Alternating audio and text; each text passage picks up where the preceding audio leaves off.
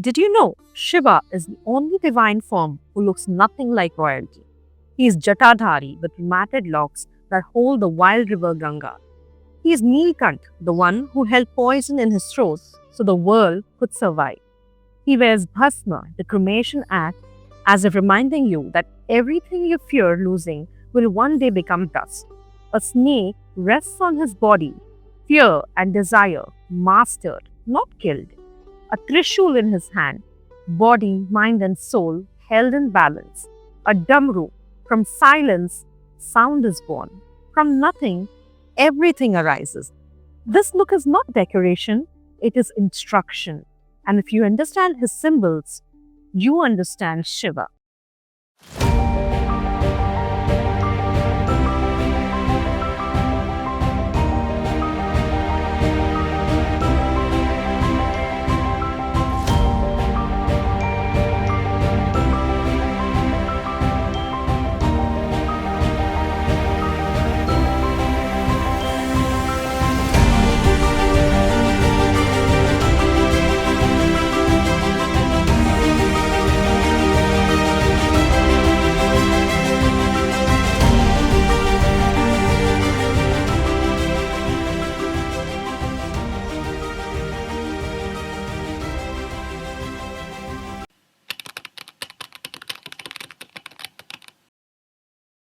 Before gods were named, before temples were built, before mantras were spoken, there was fear, raw fear of thunder, fear of fire that destroyed forests, fear of rivers that flooded villages, fear of death, darkness, wild animals, disease, and the unknown.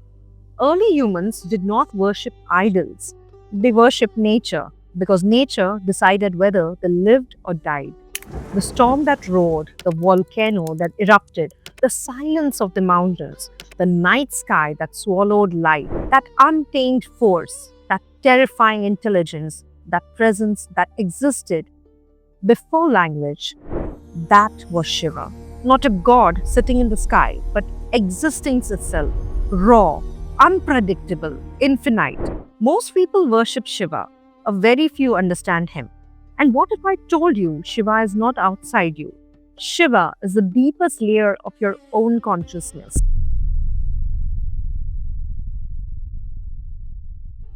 People ask, is Shiva a god?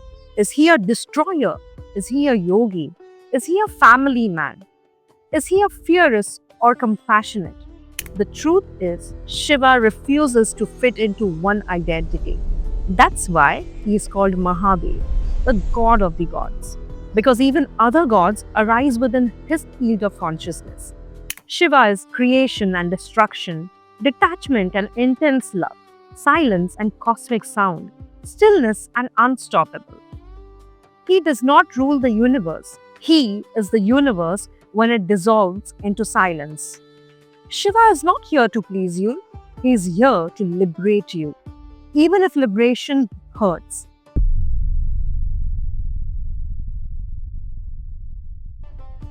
Shiva as Rudra, the first expression. In the earliest Vedic hymns, Shiva appears as Rudra. Rudra is wild, unpredictable, storm-like, untamed.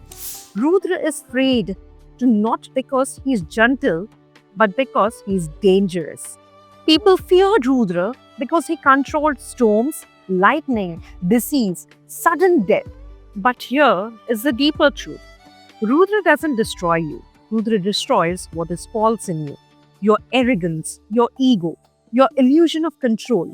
Rudra energy comes into your life when things collapse suddenly, when plans fail, when identities break, and you ask, why me?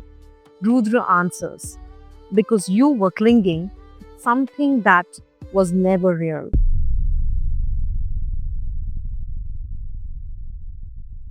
Shiva as Adi Yogi, the first teacher. After destruction comes stillness. That stillness is Adi Yogi, the first yogi. Shiva did not write scriptures, he became the scripture. Seated in deep meditation, unmoving for ages, he explored consciousness not through belief but through experience. From Adi Yogi came yoga, breath control, inner awareness, discipline, mastery over your mind and senses. Yoga is not exercise, yoga is freedom from suffering. Shiva teaches us you don't need to escape the world, you need to understand yourself.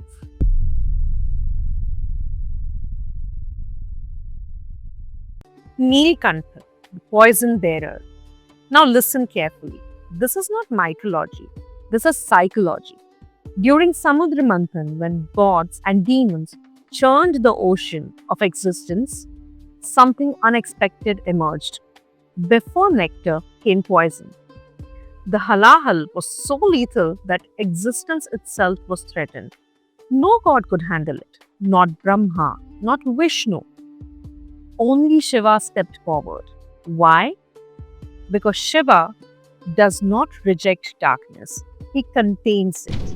He drank the poison, but did not let it reach his heart. Parvati held his throat, and his throat turned blue. This is the deepest lesson of leadership and life. Do not suppress poison, do not spit it out. Hold it consciously without letting it poison your heart. In modern life, stress, responsibility, family pressure, emotional burdens, Shiva teaches hold it with awareness. Do not let it define you. That is Neelkant.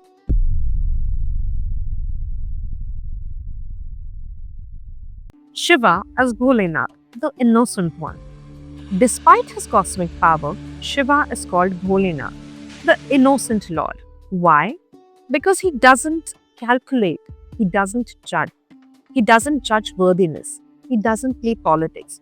A leaf offered with devotion is worth more than gold offered with ego. This teaches us the universe responds to authenticity, not sophistication.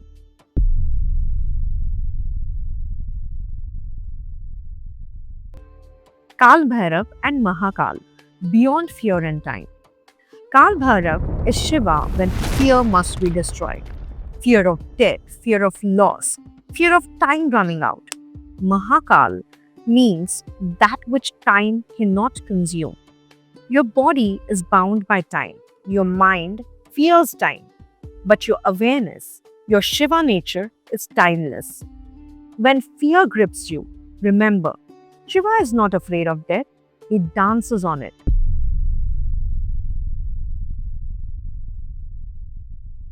Ardhanarishwar, balance of masculine and feminine. Half Shiva, half Shakti, the form teaches a forgotten truth. You are incomplete without balance. Logic without emotions is cruelty.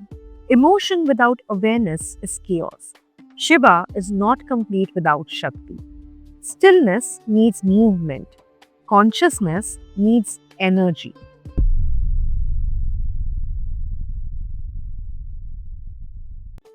We live in a time where doing has replaced being. You are asked what you do before you are asked who you are. Your worth is measured by productivity, your value by output, your peace by achievements, and yet something feels deeply off.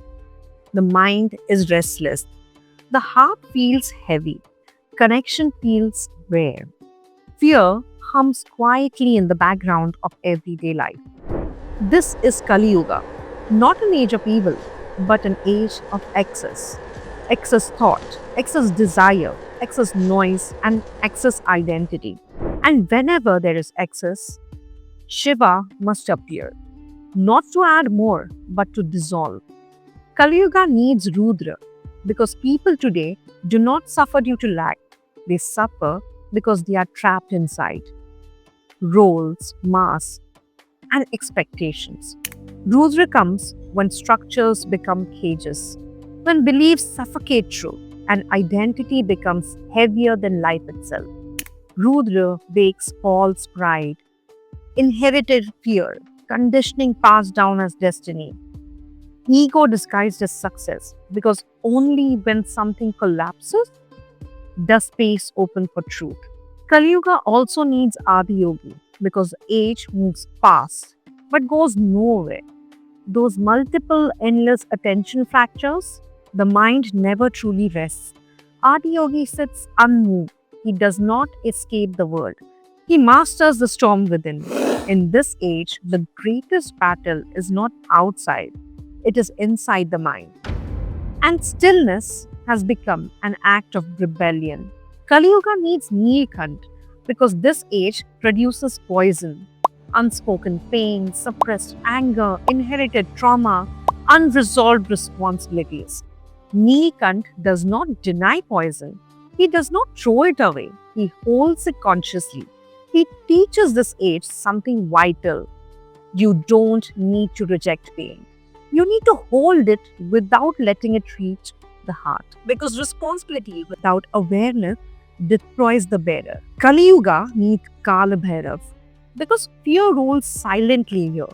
Fear of time, fear of loss, fear of being left behind, fear of death disguised as ambition and control. Bhairav does not comfort fear, he ends it by revealing a simple truth. Nothing that is real can ever be taken away. Fear is the strongest chain of bondage today, and Bhairav cuts chains.